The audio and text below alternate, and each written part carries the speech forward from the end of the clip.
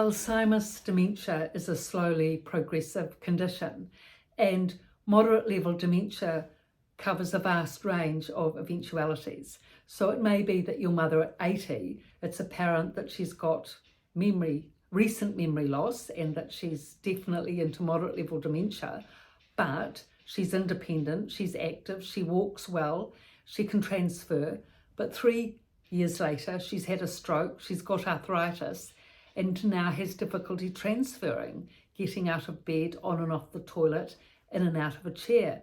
Well, that's a vast change in circumstances. And if her husband is looking after her, but he has developed a sore back or some other medical condition, it gets to the point where it becomes unmanageable.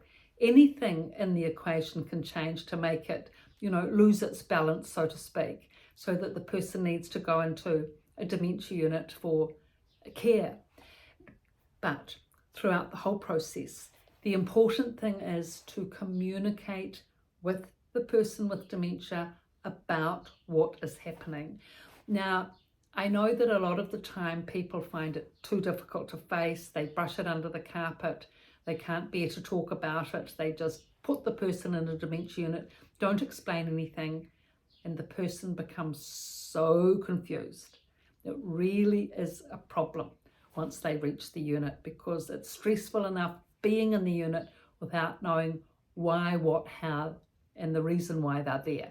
Whereas if it's been communicated to them all the way along, it's so much easier for them to be able to adjust. So, for example, when you speak to your, say, wife, who's now quite disabled, she's unable to transfer, things are getting difficult, just sit down with her, just be honest and clear. I mean, if you have made your best effort for the person with dementia, they will know that you've made the best effort. They will know it's becoming more difficult. They'll have glimpses of their memory loss, certainly earlier on. And if they trust you and you explain the situation to her, and all the difficulties that you're having, both of you having, then she'll accept that, and it's just an automatic progression. You've done your best, she's done her best, you've been together as long as you can be, you could be, and then it's come to the point and arrived to the point that now she's going to have care and needs to go into a dementia unit, but you'll be there for her and you'll be supportive of her. Then, it will work out. Now, just saying here an important point, if the person with dementia has got to the point where they cannot transfer, as I just mentioned with this lady, she can't get out of bed in the morning, she can't transfer on and off the toilet or get in and out of a bed, she will not then, even though she has dementia, she will not be going to a dementia unit. To be in a dementia unit, you have to be independent with transfers, and that's why it's 24/7 security, because people that can walk and are independent can get out of a hospital because it's not secure. But if you can't transfer and you're immobile, you can go to the hospital, or in the retirement village, the hospitals there where they have the unwell residents of the community. You can be there because it's not a security risk with you escaping. Okay, so that's an important point. But all the way through communicating, but just assuming that they are going to be, that they're independent with transfers, they're going into the dementia unit, explain it all the way through. And if the person knows that they're supported by you and you're there for them, now say it may be that you're both living in the retirement village complex, you'll stay in the unit, your wife's going into the dementia unit, that's the ideal situation, because then you can visit daily, as most men do that live on site, and the woman is very much supported. But I mean, there's different equations out there as to how much support people can give, wish to give, are able to give, whatever. But if you're in the position to be able to communicate with the person, if you are the power of attorney especially, it really is your responsibility to explain to the person that they're going into a dementia unit, not just to say it's a medical appointment overnight and then leave it at that. How confusing. Months later, they're still there, not knowing what's going on. And it needs to come from the person that they're closest to, who they trust, usually a family member, but not always.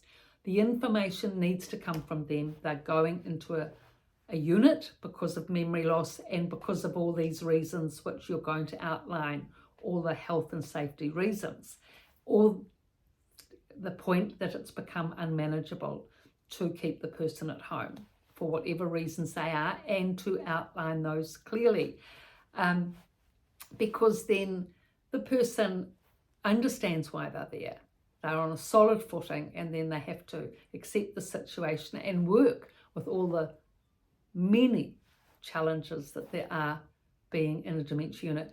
Now, if when you're communicating with the person with dementia about this and you find they're distracted, they're not hearing you, they're not focused, choose the right time. Find a good day when they're having a good day at the right time to give them the information about going into a dementia unit. Make sure they keep eye contact with you, and that way they can keep focused and engaged. Encourage them and say, look, if it's your wife, please look at me in the eyes, dear. I need you to focus and concentrate on this. It's a really important subject we're discussing. And when she feels that love and support, she will do that, but keep encouraging her back, because sometimes what happens in conversation is that the person with dementia forgets they're having a conversation.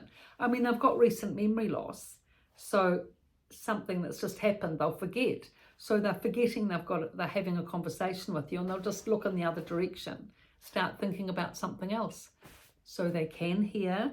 So that's why you need to say, now come back to me, look me in the eyes. We're having an important conversation. I need you to concentrate. We need to work through this. And in that way, they don't mind being encouraged and reminded for eye contact. Dementia residents, I'm so used to saying that.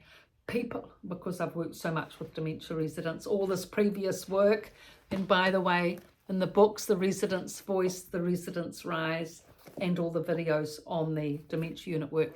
But people with dementia, when they have memory loss and they get distracted, they do not mind being reminded for them to look you in the eyes, focus on the conversation, concentrate and contribute. They know they need those reminders, because, they get so easily distracted with the dementia stress.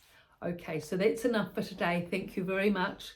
And all the best with communicating with people with moderate level dementia out there. It's a big challenge, but step by step we can all get there. Thank you for your subscribing and viewing. Please do the thumbs up if you like the video and find it helpful. I appreciate the comments. Thank you.